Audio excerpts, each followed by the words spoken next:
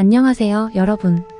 오늘은 우리 주변에서 쉽게 찾아볼 수 있는 부정적인 사람들의 특징에 대해 이야기해 보려고 합니다. 우리는 종종 부정적인 사람들을 만나게 되는데요. 이들의 특징을 잘 파악하면 인간관계를 더 건강하게 유지할 수 있습니다. 부정적인 사람들은 대개 타인의 에너지를 소모시키고 주변 분위기를 나쁘게 만듭니다. 첫 번째 특징으로는 항상 불평불만을 제기한다는 점입니다. 이들은 어떤 상황에서도 문제점을 찾고 그것을 강조하며 주변 사람들에게 불편함을 줍니다. 예를 들어 날씨가 좋지 않으면 그 날씨를 비난하고 음식이 맛있어도 간이 맞지 않다고 투덜댑니다. 두 번째로 부정적인 사람들은 새로운 도전을 두려워합니다. 이들은 변화에 대한 두려움 때문에 새로운 시도를 꺼리며 주어진 상황에 안주하려는 경향이 있습니다. 예를 들어 직장에서 새로운 프로젝트를 맡게 되면 그 프로젝트의 어려움만을 강조하며 자신이 할 수 없다고 단정짓습니다. 이러한 태도는 자신의 성장 가능성을 제한할 뿐만 아니라 주변 사람들에게도 부정적인 영향을 미칩니다. 세 번째 특징으로는 타인의 성과를 깎아내리는 경향이 있습니다. 부정적인 사람들은 타인의 성공을 시기하며 그 성공을 폄하하려는 경향이 있습니다.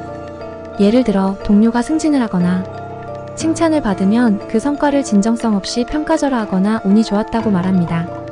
이는 자신이 인정받지 못한다는 불안감에서 비롯된 행동으로 타인에게 상처를 줄 수 있습니다. 네 번째로 부정적인 사람들은 자신을 피해자로 여기는 경향이 강합니다.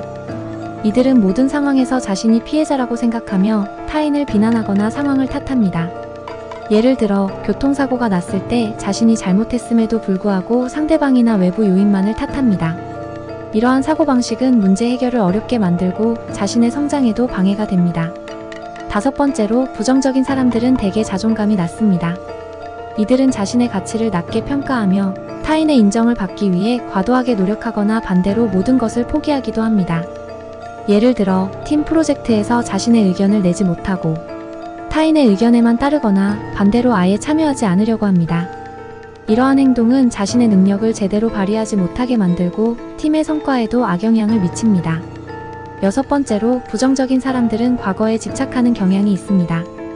이들은 과거의 실패나 상처를 잊지 못하고 현재의 상황에서도 계속해서 그것을 언급하며 앞으로 나아가는 것을 방해합니다. 예를 들어 과거의 실패로 인해 새로운 도전을 두려워하고 비슷한 상황이 올 때마다 그때의 실패를 떠올리며 주저합니다. 이는 자신의 발전을 저해하고 주변 사람들에게도 부정적인 영향을 미칩니다. 일곱 번째로 부정적인 사람들은 다른 사람들과의 비교를 자주 합니다. 이들은 자신과 타인을 비교하면서 열등감을 느끼고 타인의 성과나 행복을 시기합니다.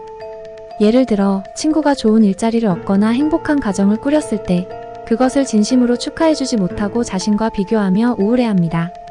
이러한 비교는 자신의 자존감을 더욱 낮추고 인간관계에도 악영향을 미칩니다. 마지막으로 부정적인 사람들은 종종 소통의 문제를 겪습니다. 이들은 자신의 감정이나 생각을 제대로 표현하지 못하거나 반대로 지나치게 공격적으로 표현하여 갈등을 유발합니다. 예를 들어 불만이 있을 때 그것을 건설적으로 표현하지 못하고 비난이나 공격적인 언어를 사용하여 상대방과의 관계를 악화시킵니다. 이러한 소통 문제는 갈등을 해결하기 어렵게 만들고 인간관계를 더욱 힘들게 합니다. 부정적인 사람들의 특징을 잘 이해하면 이러한 사람들과의 관계에서 어떻게 대처해야 할지 더 잘 알 수 있습니다. 물론 부정적인 사람들도 변화할 수 있는 가능성이 있으니 그들을 도와주고 함께 성장해 나가는 것이 중요합니다. 오늘 영상이 도움이 되셨다면 구독과 좋아요는 영상 제작에 큰 힘이 됩니다.